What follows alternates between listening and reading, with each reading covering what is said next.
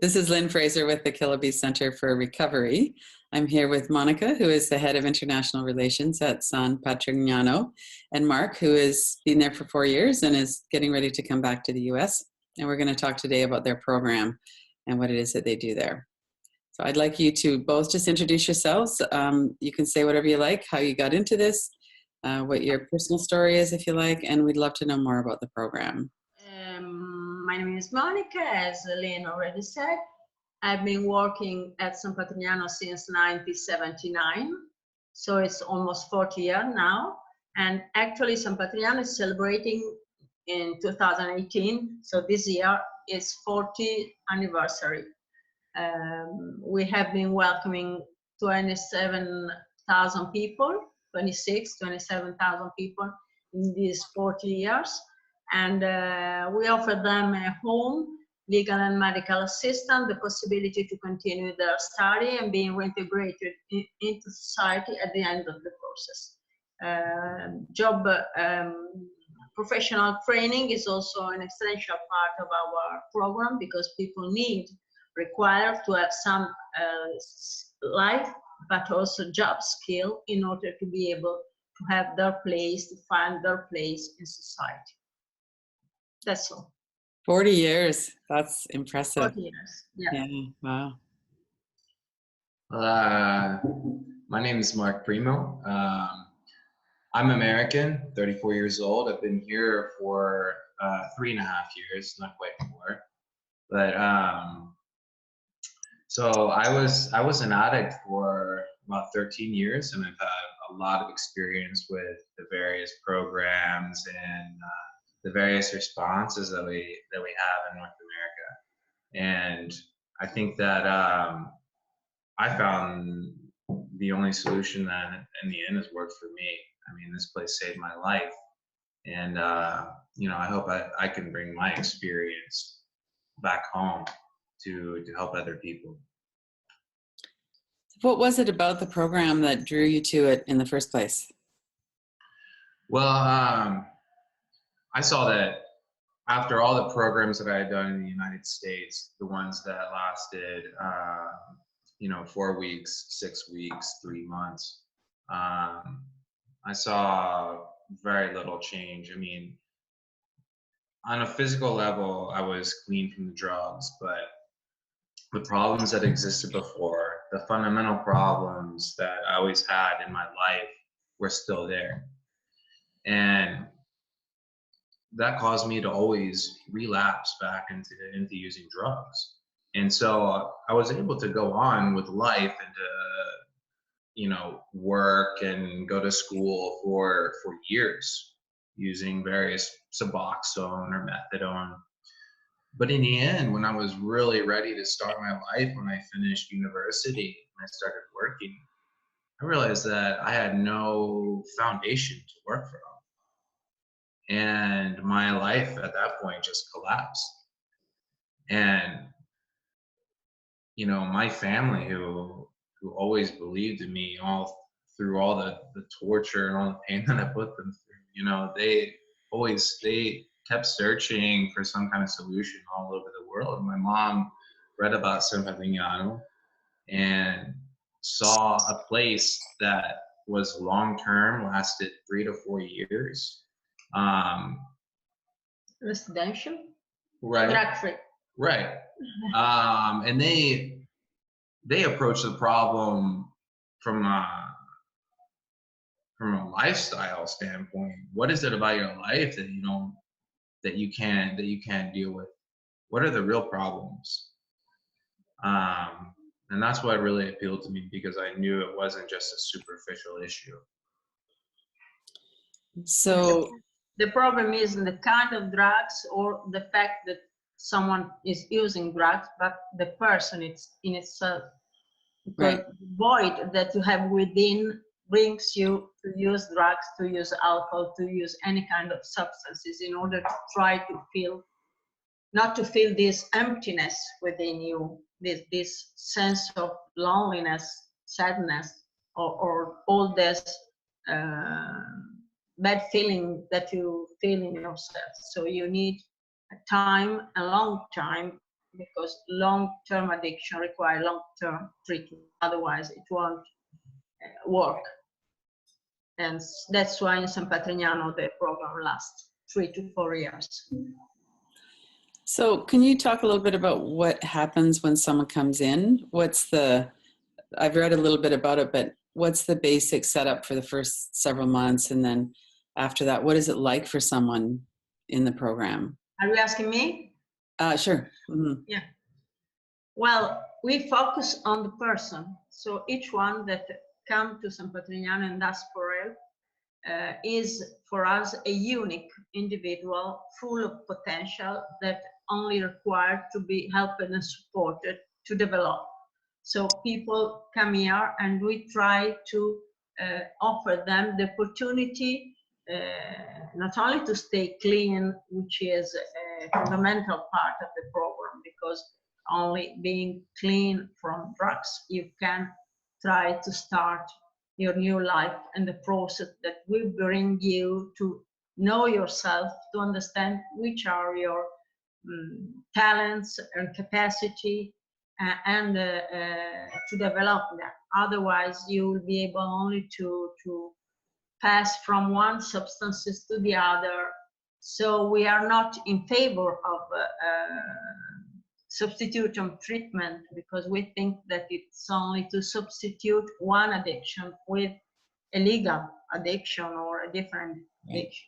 You need to stay clean when it is possible, of course, because also people require some medication in some occasion, but this is a small percentage according to all the rest that remain totally free of any kind of drugs. They start the process slowly, with small responsibility that at the beginning are referred to yourself. You learn to take care of yourself, to be tidy, to clean your room, to clean the place where you are, to have personal hygiene, and to take care of your basic needs. And we help and support this to provide the basic needs: good food, good sleep, a good environment, fresh air, some sport, anything that can help you to feel physically in good condition. Then in this moment you start the second part of the process, when you start to look around yourself and find out what's wrong with your previous life and what's wrong with you, so that you have to learn how to relate to other people. So in this moment you start to look around you and as I told you, to learn to improve your capacity of relating with other people. One fundamental step, in my opinion, of the program is at the end of the first year or during the second year, when someone starts to take care of another person. Because at the beginning, when you enter, there is someone that takes care of you. It can be called a tutor, a mentor that is with you all time long and help you to overcome the first difficult moments, and also to introduce to the community habit, and to help you and support when you have some difficulties and anxiety and so on. So when you are better, you can start to be yourself a mentor and tutor to the other. So this capacity of not being egoistic any longer, but try to give back what you receive, is a fundamental part of the program, of the recovery process, I would say. Mm-hmm. So the first year or so, it's primarily focused on healing yourself, and then after that you move into helping someone else. Exactly. And then at the end of the second year or around that, you start thinking about your professional life, your future life.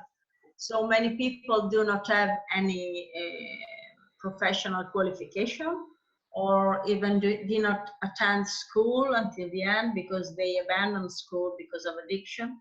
So we offer them the possibility or to resume their studies or to start a process of professional qualification, professional training in different fields, many different fields. At that moment, you are ready to choose among the many possibilities you have, the one that better fits you, the better suit you and your future choice. For example, Mark, you can tell your story. You are integrated into the, how do you call it? The agricultural. Agriculture, yeah. Greenhouses. No, I was, well, I had gotten my degree in biology, and I was mostly used to working in that environment, or working in cafes or in offices. And when I got here, they put me to work on the farm. So that already was a huge shock. But it was useful for you. No, it was great because to stay in the open air. It was very humbling for me also. But over time, I saw how rewarding it was because I was literally able to see, the fruits of my labor that I put into it. So the first couple of years during that first period of personal growth that we were talking about, I was there. But then towards the end of that, I went to the head of my sector, my work sector. I said, I've gotten a lot out of being here, my experience here, but I think when I leave, I don't plan on working on a farm. I don't plan on being an agricultural worker. And I proposed working at the hospital, at the medical center here, helping out the doctor who works on research here. And so, yeah, they had me change sectors, and I got back into my field, and it's gotten actually a lot of work experience doing that. Oh, right. Yeah, that's been great. So this is exactly what it happens. Right. When one is ready to choose, he can change the sector, it can change the training in which he has been integrated in the beginning. And normally, as happened to Mark, it is better at the beginning to do something different, because this way you are not in your how do we say it, in your comfort zone. Right. Yeah. You are outside your comfort zone, and this helps you to confront with the other people and not to hide within your capacity and your already known skill. You have the skill, those skills. It is better for you to experience yourself in a totally different area, in order to be able to externalize the problem, the difficulties, and try to understand that you have the capacity to overcome them. Then, after this period, you can go back to your job or choose a different job if this is not your preferred one. I know I was taken completely out of my comfort zone because I came here without even knowing how to speak Italian. Yeah. And so I came here knowing 2 words of Italian, ciao and grazie. So I was helpless. I felt like a child or a baby. I really had to start at the bottom. But you have an English-speaking mentor. Yeah, for a couple of months. And then I had to learn Italian right away. So I just start at the very foundation and build piece by piece. Mm-hmm. It was a very intense process, but it helped. I mean, right. So do most people do some kind of physical work at the beginning, like working on the farm or something like that, outside? No, not all of them. No. So how many people actually live in the community? And what kind of businesses are there? And 1,400. Okay.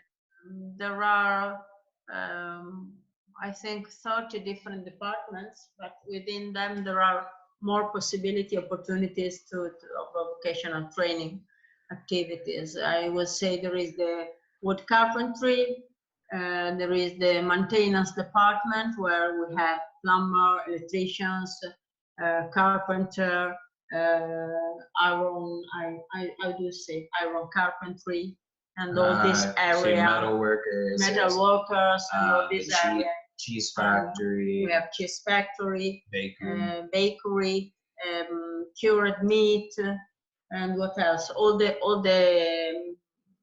breeding activities with the cows, sheep, but sheep are not here in San Patrignano, are up in the mountain because here it's too cold, too hot for them in summer, so they are a bit far away.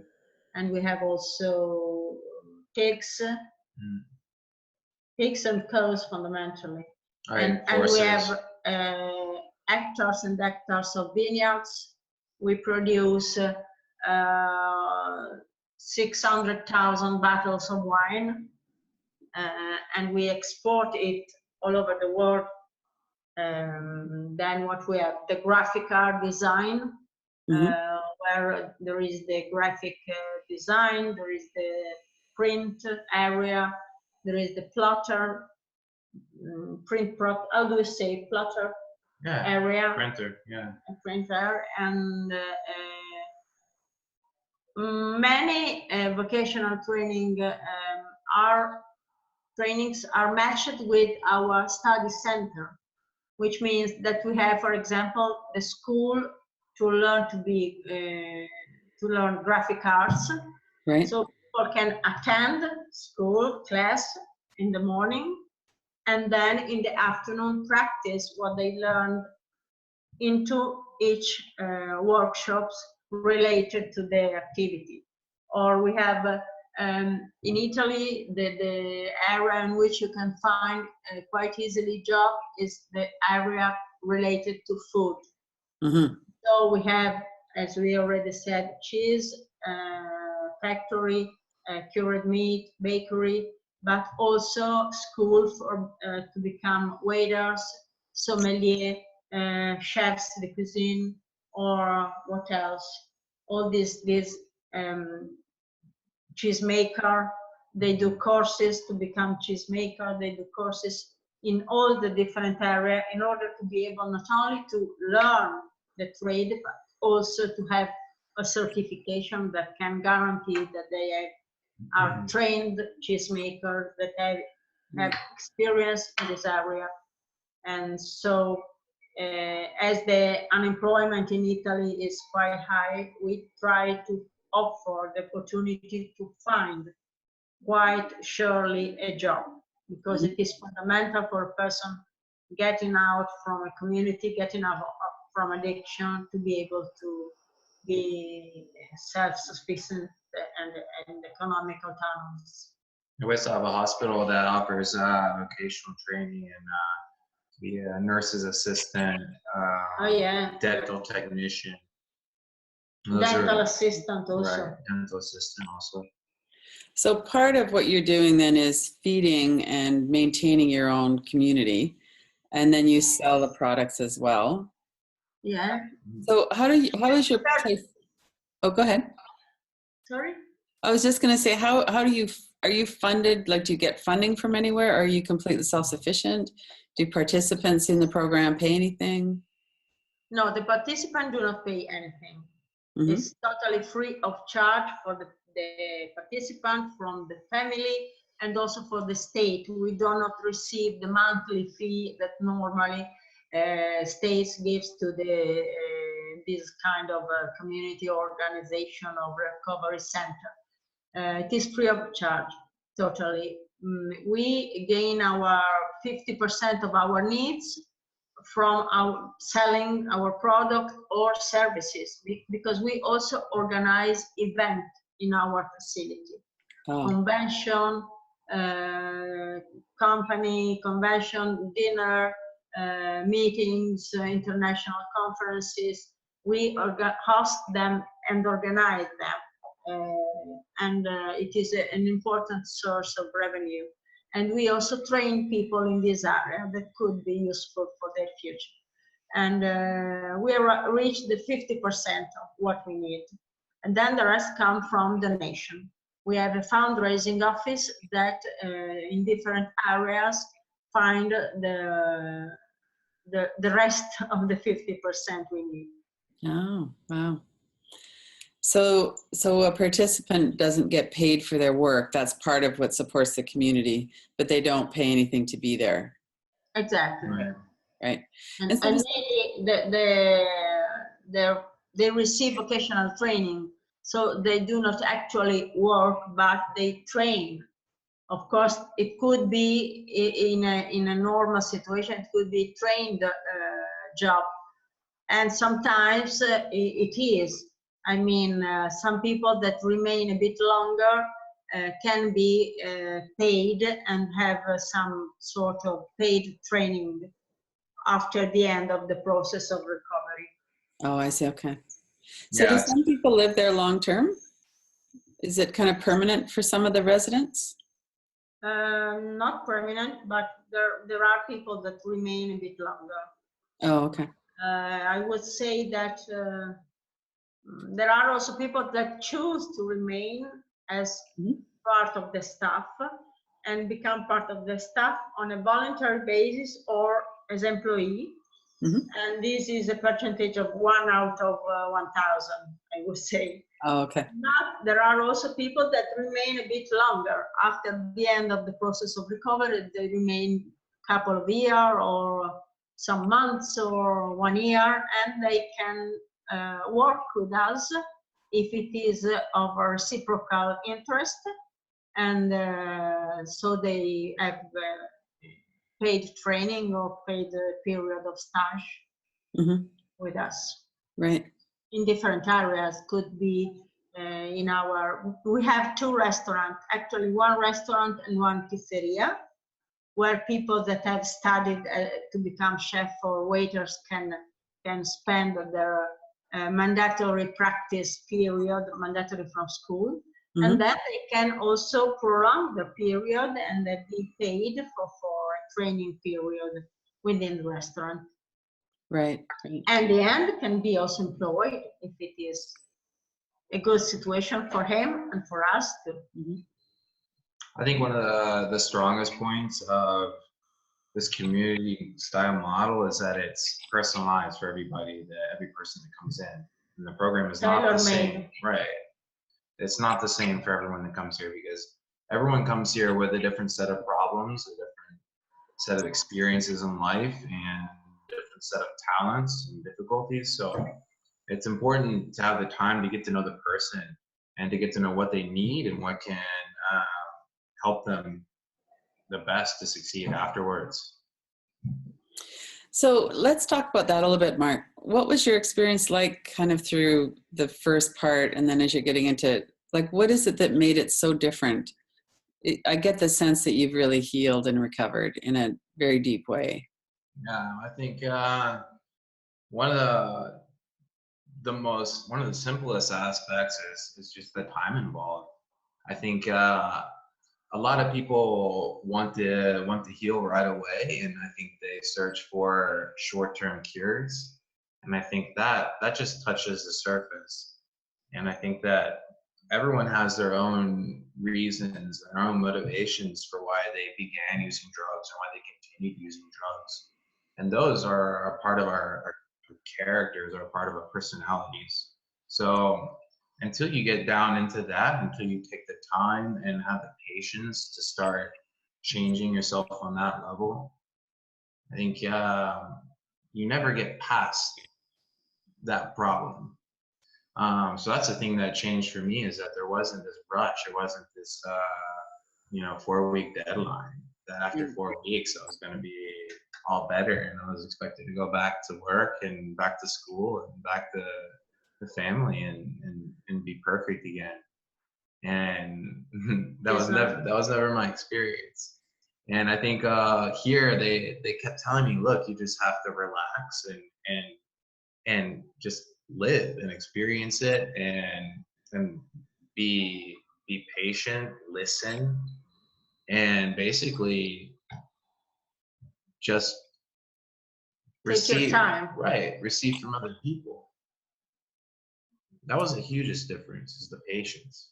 Yeah, I think that there is also now the new science of neuroimagining can show us that there is a biomedical reason for that. I Yes. mean, the reward system, which is strongly involved into the addiction problem, require times in order to go back to functioning, let's say, normally or without substances that adjust it to return back to functioning with its normal substances production. Right. I mean, for the first year and a half. I mean, after years and years and years of bombarding your brain with these chemicals, it takes a long time to heal. Yeah. And I think you it's don't more than feel 1 year. normal. You don't even start feeling normal until after about a year and a half. Right. And that period is extremely difficult, and you need a lot of support during that, because you have times of depression, times of anxiety that you just can't deal with on your own. So having the community, you don't master your emotional area, right? Because biochemically you can't do it, because the neurotransmitter don't work appropriately. They are totally disrupted by addiction, and they require time to go back to their normal function. And so this is necessary. One thing that I interviewed Dr. Gabor Mate last year, and he was talking about self-regulation is something that develops when you're in the company of people who are self-regulated. And Right. so that seems to be something that would be really integral in your community model, is that as people recover and they are self-regulated, then they provide a container. No, Yeah. that's exactly what we do here. I mean, we're a community of people that are dealing with and have dealt with all the same problems. Mm-hmm. And everyone that's been here for more time, that's further along, has had more experience, is a model and serves as an inspiration for everyone else that's just coming in. Right. So in those moments when you don't really have faith in what you're doing and you're having trouble, at least you have someone there that's been through the same thing, and you see that they've gone through it. So do you have therapists that help people with, some kind of abuse in their past, or? Yeah. There is a percentage of people that also, apart from the, let's say, educational approach that we use to recovery from addiction, require also an additional support from some psychotherapist or psychologist, or also people that require for a period of medication, psychopharmaceutical, because they have some mental issue that was previous the problem of addiction or was developed after the addiction problem. And if you consider that 35% of the girls have been abused in their childhood, right. This is one of the major risk factors for developing addiction, and actually is something that requires to be addressed professionally. Mm-hmm. Because girls otherwise want to recover from this problem, and they will develop addiction, they will relapse if we don't work in this part of the problem. Also, a percentage of male admit that they have had this problem, but we think that it is underestimated because they have more difficulty in opening up about this issue. Right. Girls actually speak about this problem after 1 year, a couple of years. Mm-hmm. They have been here, not immediately. Right. So can you go into shame and stigma a bit, Monica, and just talk about how you work with that as people are coming into the program and through the program, the role of it in addiction? Well, I think that supporting people in understanding their capacity and their talent, and showing them directly that they concretely can do and achieve results, give them self-confidence and self-esteem that alone can support and avoid shame, because people, of course, feel that they made mistakes, but they also are aware that they can overcome the mistakes and live a good life if they commit to improve their capacity and to spend actually what they have inside, not being superficial, but trying to find out what they can do actually. And regarding stigma, the problem in Italy is not so dramatic. I would say that there is since 1978, when Vincenzo Muccioli, our founder, founded the community, he also advocated for this. I mean, he very soon was invited in many TV programs. He became very well known all over Italy, and he kept on saying that people with problem of addiction were people that had a problem, but that can and also it was a duty of society to give them the opportunity to recover and to go back to society as positive and contributing member of it. So I think that since then in Italy, this kind of culture helped to decrease very, very strongly the stigma. I think that to change to address the problem of stigma, it is necessary a cultural change. Right. It is necessary to discover, for example, in US, people believe that drug addiction can't be eliminated, can't be resolved. It's a problem that always chronically relapse and relapse and relapse, because they do not have programs that really offer people the opportunity to recover. Right. For a radical recovery, can we say that? Yes. Yeah. So this increase the stigma, because you say, okay, you are an addict and nothing can be done to support you.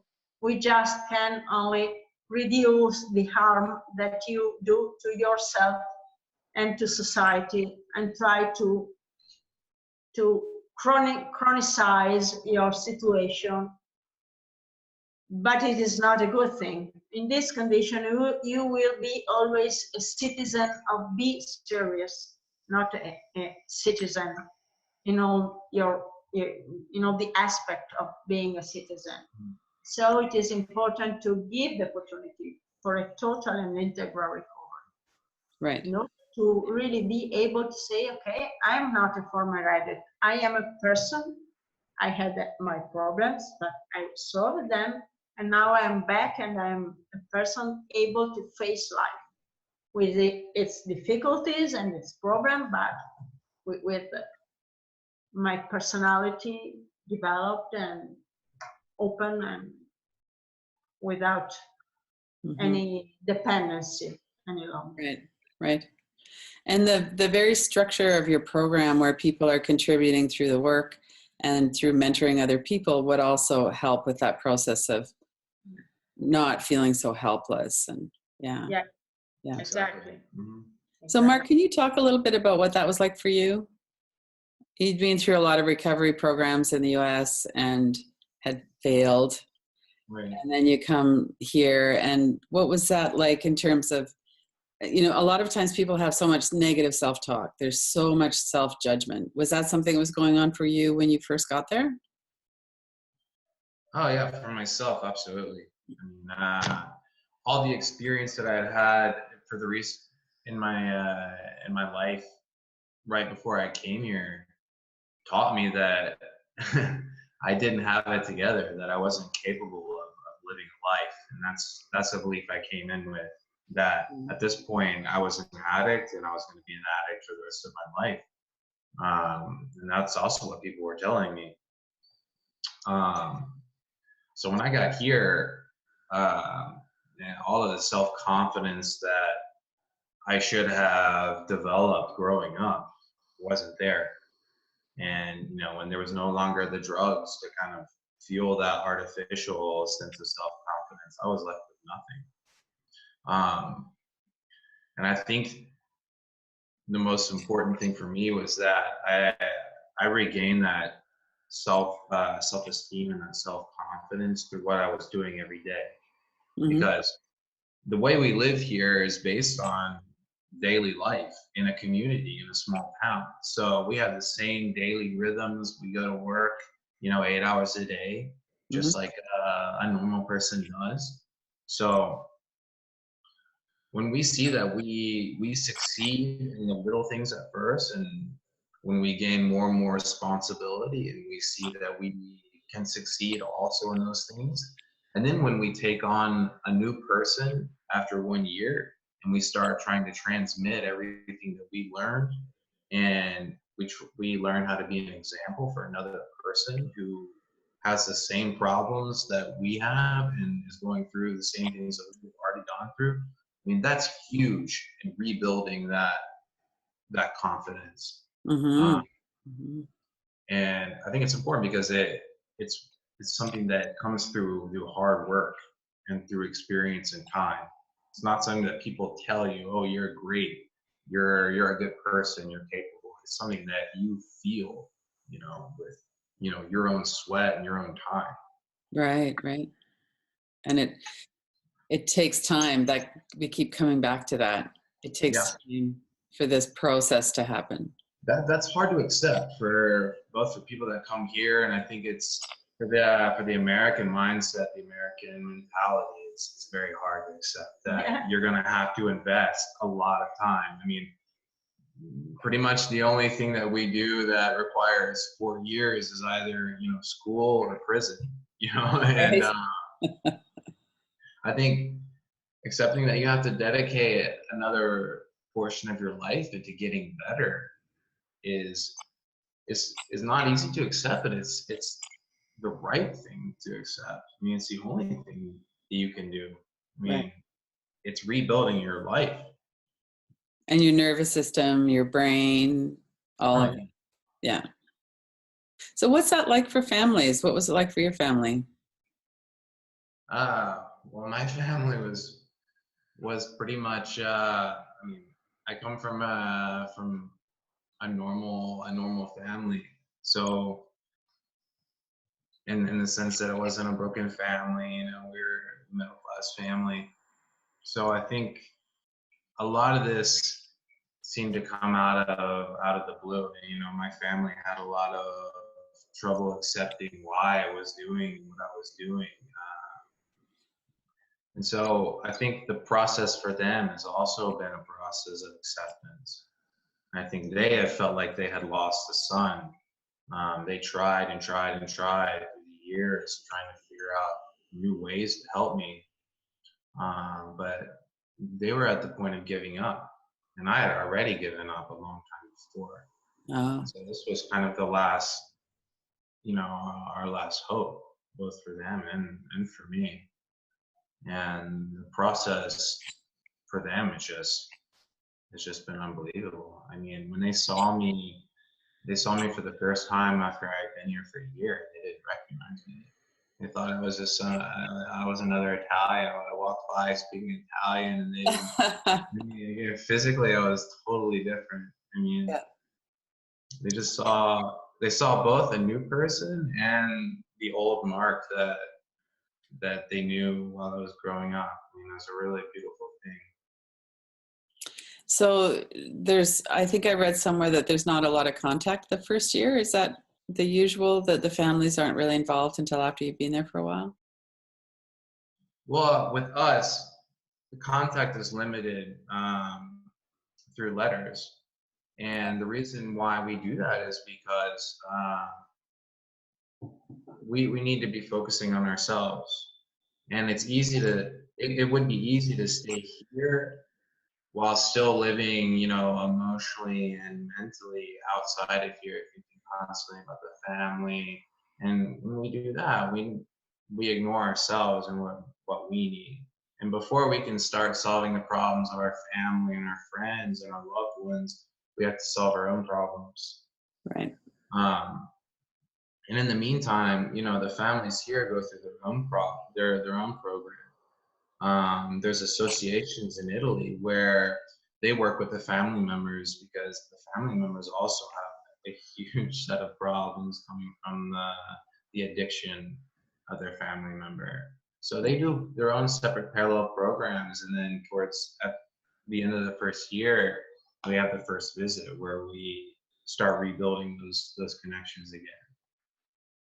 Actually, in Italy, we have all over the Italian territory around 40 organizations that are managed by former residents or parents of people that have been here and they continue working there, are mainly on a voluntary basis. These organizations have three main tasks.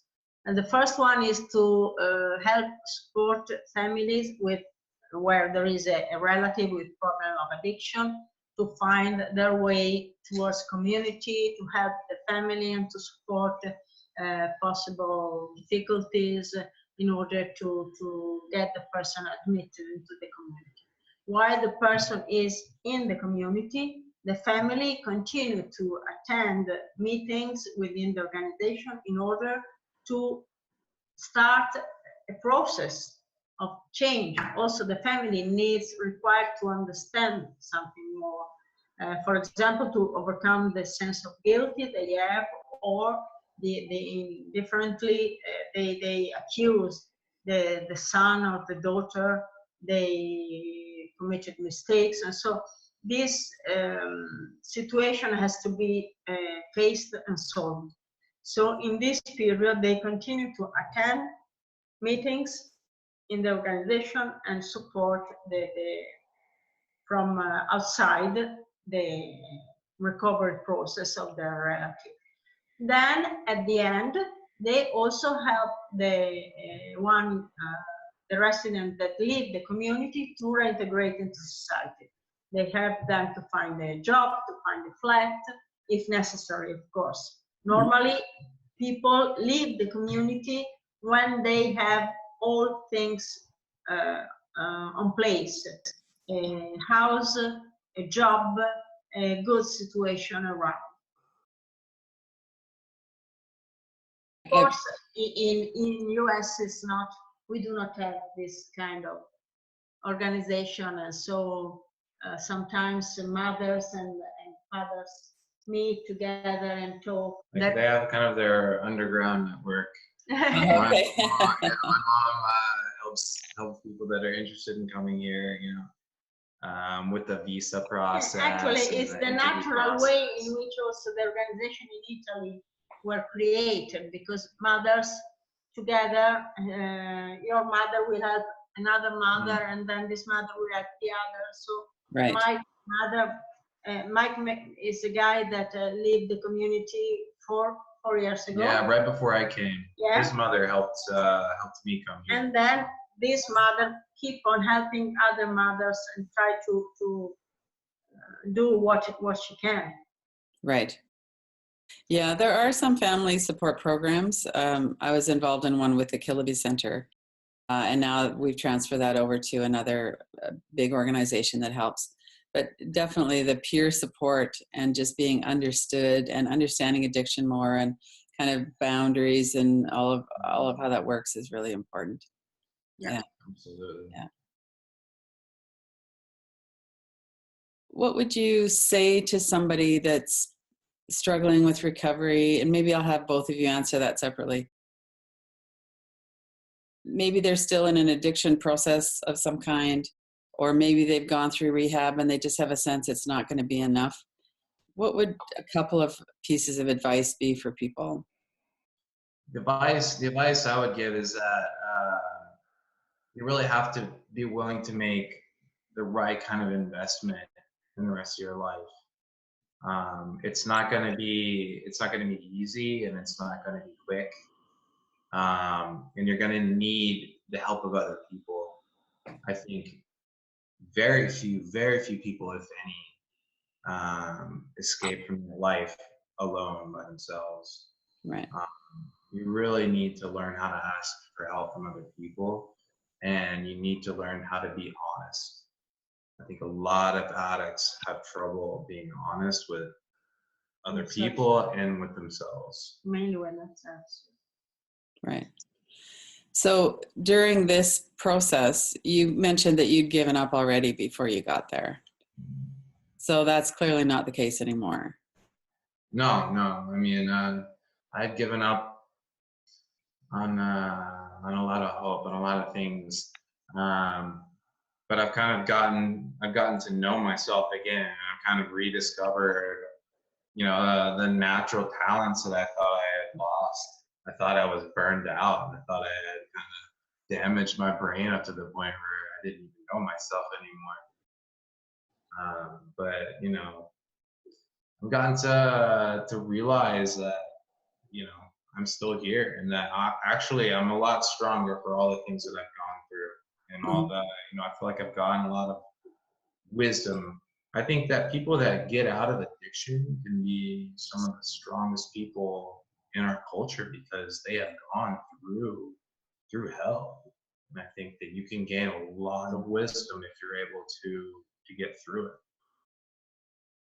So someone doesn't necessarily have to feel a lot of hope to come into a program like this, but they have to have some kind of inspiration based on other people having gotten through it, maybe, or there must have been some seed of something that got you there, even though you said you had given up. Oh, for sure. Yeah. Part of it's just inertia because you just keep going. And then when you start seeing, oh yeah, well, this guy got out of an even worse situation than I had. This guy, I mean, I met people that I couldn't even imagine being drug addicts, having been on the street. A lot of people, when they come here, one of the first things they ask is where all the drug addicts are, because they see healthy people that are polite, that are busy, that are capable. And I think when you come here, the initial impression is that you see people that are succeeding in what they're doing. And that's when you don't have hope in yourself. At least you can get hope from seeing what other people have done. This is fundamental. This is actually the reason why all the people are together in the same facility, because many communities in Italy, but also abroad, have different facility for different stage of the program. A place where only newcomers are for 3 months or so, and then another group of people that are in the intermediate period, and then another situation. But in this way, all newcomers are together, and they do not have an insight of what will happen in the future.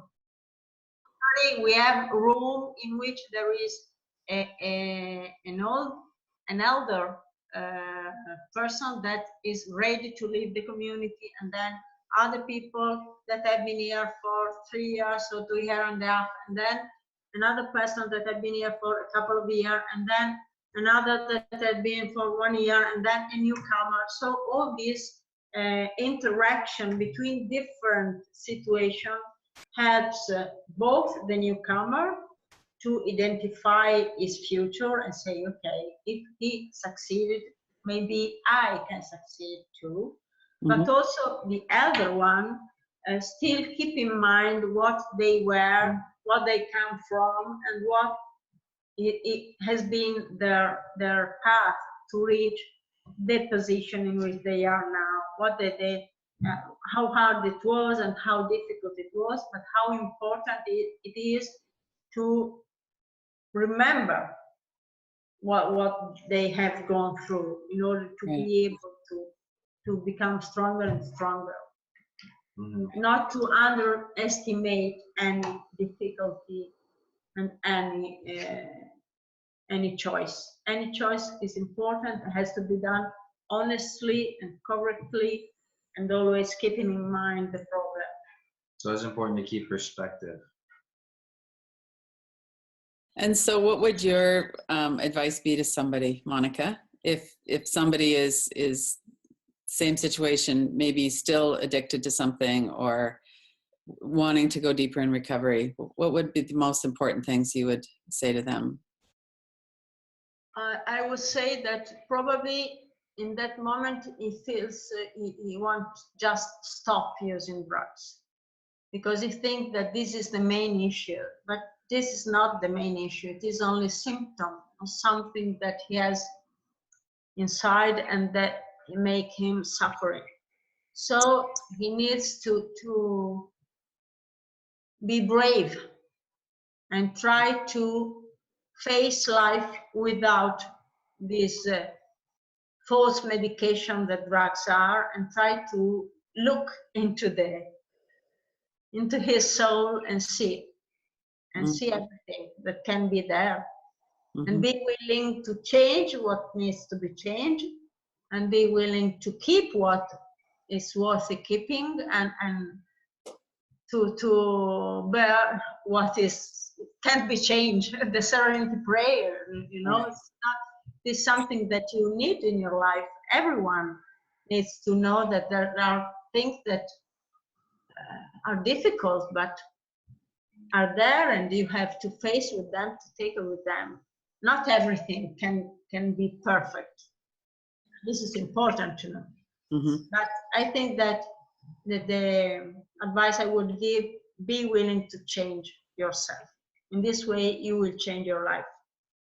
Right. But you can't change your life without changing yourself.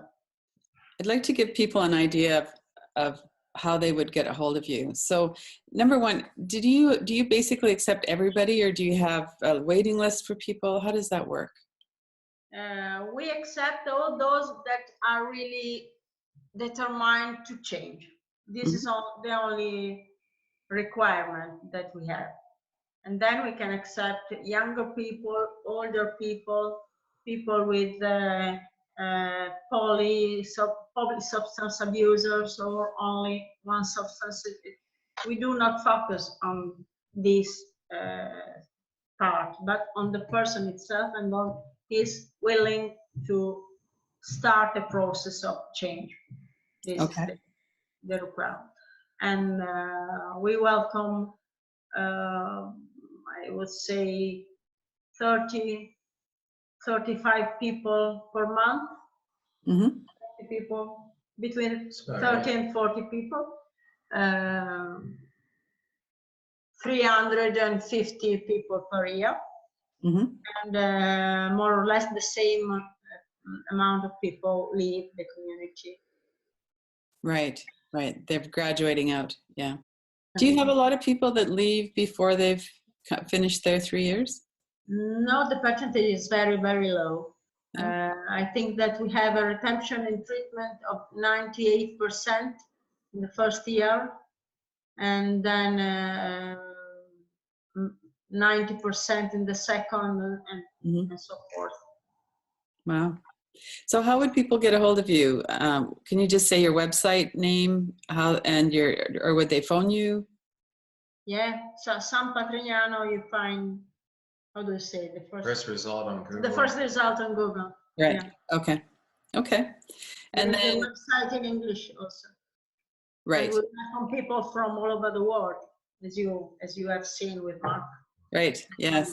Yeah. And so there would be help to get visas and that kind of thing if people needed help with that. This could be a problem. I mean, we welcome people from Europe without any difficulty, but people that come from extra-European countries, it can be sometimes more difficult. Right. In some occasions, they have less problem. In other situations, they can't obtain their visa, and so this is a problem, actually. Right. What we do also, for this reason, because we can't welcome people from all over the world to San Patrignano, we offer the opportunity to those who want to learn and know more about our model to come and stay with us 1 week. It is called International Workshop. You can find on our website more information. It is a 1 week training both with lectures and theoretical work, and also the practical work with experiential learning labs within the workshop with our people. I mean, a group of people come here and stay 1 week. In the morning, they have lectures about our method by expert of our staff. Mhm. And then in the afternoon, they stay in the workshop with In the community. our people, Yeah. like they were newcomer with their tutor. So Mhm. they spend 1 week living a life within the community as they were newcomer. In this way, we helped people opening centers similar to San Patrignano in some part of the world. Mhm. And right now, this morning, I toured with a lady that had been here to have a workshop 1 year ago and came with her daughter. They want to open a center in California, similar to San Patrignano. Lovely. So they are in the process of rebuilding their property because it was destroyed by the fire 1 Oh, year ago. mhm. Yeah, 85% of their property was destroyed. The buildings, all the trees and everything. Mhm. They were ready to open, but now they have Oh, to restart again. right. But anyway, there are centers in Norway, in Sweden, in Vancouver, Scotland. in Brazil, in Scotland. Very exciting to see this model spread. Yeah. Yeah, yeah. Well, thank you so much for your time and to learn more about this. This is wonderful work. Ah, thank you, Lynn. Yeah. Appreciate that. You're welcome. And all the best.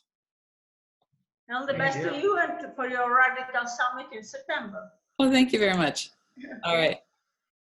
Go to kilobycenter.com, Radical Recovery Summit, for access to the interviews. You can watch them free online for 48 hours after they air, or you could purchase an all-access pass. kilobycenter.com.